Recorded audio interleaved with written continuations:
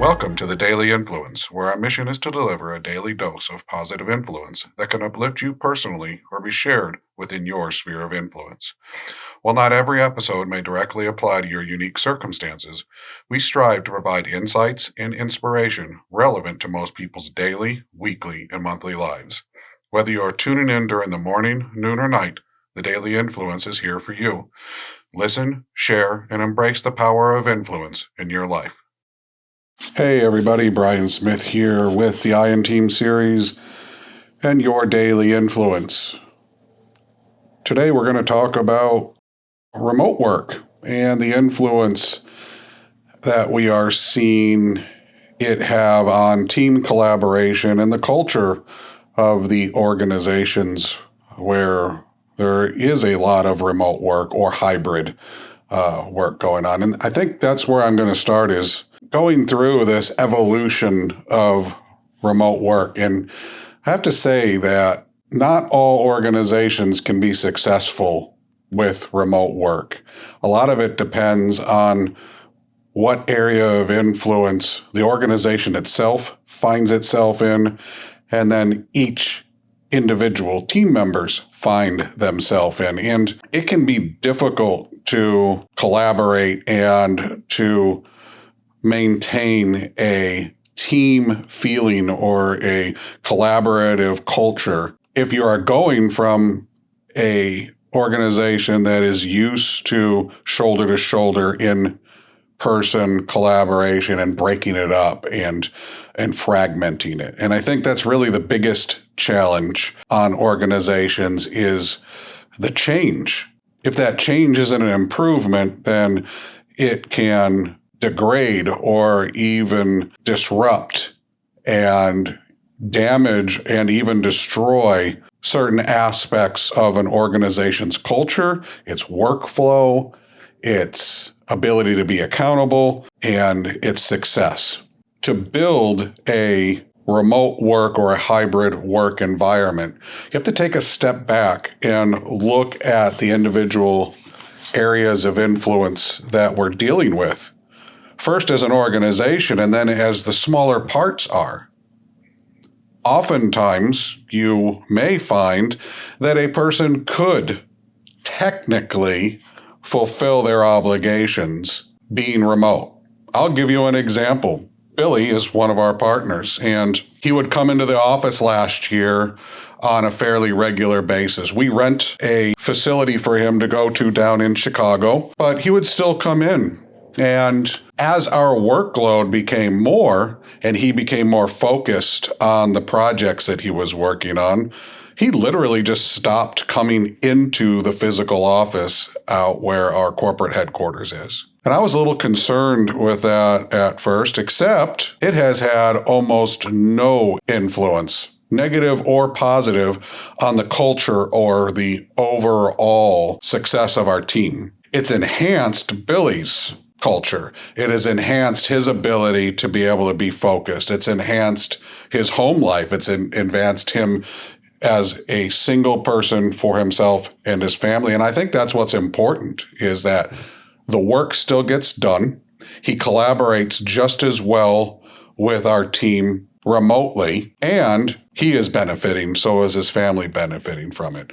And that's an example of a tremendous success. There are also failures. We have had other team members who have very technical requirements, accounting people, marketing people, who need to have face-to-face or shoulder-to-shoulder conversations, who need to have access to tools and or other things that we might have in our physical location. And when they try to work remotely, they become less effective. Now, they may argue that it's better for them, but the work quality has also gone down. It's hard if you have to focus on very intricate tasks and amazingly detail-oriented tasks. You have to do deep dives into data. To do that in an environment where you could be interrupted or distracted or cause you to digress and do something else. What we've seen in those areas of influence is a higher rate of mistake and then a pushback on the accountability that goes with it. So looking at the organization and looking at how it influences the team from an organizational perspective is really important. You have to balance what the value is to the individual versus the value to the team, to the value of the organization. And the team, by the way, is not always necessarily other employees or other peers within the company. It could be vendors or contractors.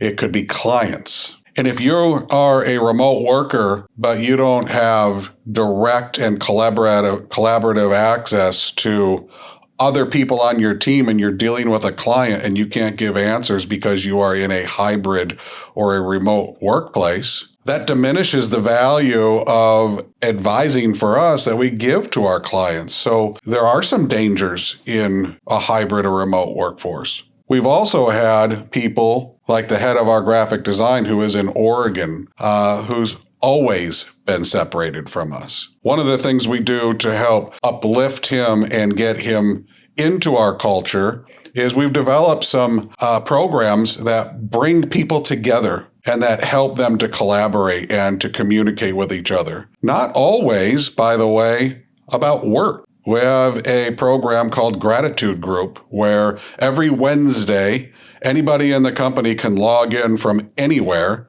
and participate in Gratitude Group. This allows people who are working remote or in hybrid environments to actually get to know their peers in our organizations a little bit better, help them to do something that is not necessarily technical to the client or outward-facing work we do, and is more team-centered or individual-centered. The people that manage the Gratitude Group will give short assignments, and those assignments are geared towards individual development and improvement and team development and improvement. But what it does is it builds a bridge from all of those people who might be outside of our corporate offices back to everybody as a hub. And it's not mandatory.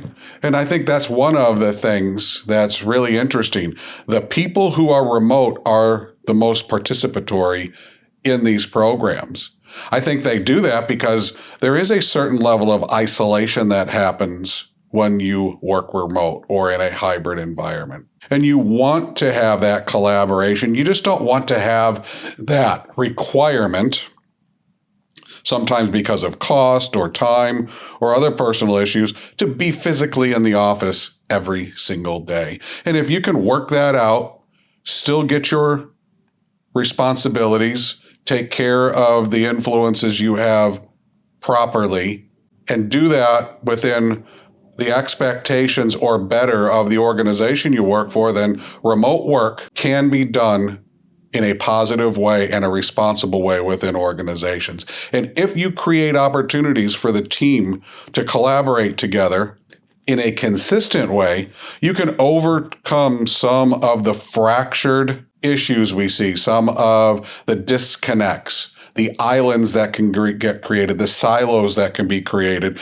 You can break down those barriers, bring those people together, get them to work together for even a short amount of time, but in a consistent time frame, weekly, bi-weekly. And you will see that remote work or hybrid work environments can be developed, can be evolved to be a positive and responsible option for your organization and for your team.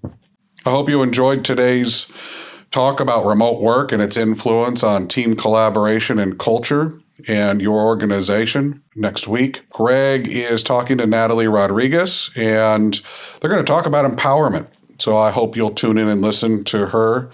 Also, remember next week on Wednesday, the release of our new book, Responsible Influence, Build the Iron Team, goes along with our Iron Team series of books, Individual Influence, Find the Iron Team, and Positive Influence, Be the Iron Team, all available on Amazon. I hope you'll get yourself a copy, maybe get one for your team or more, and subscribe to us on your favorite podcast. I hope you have a great day.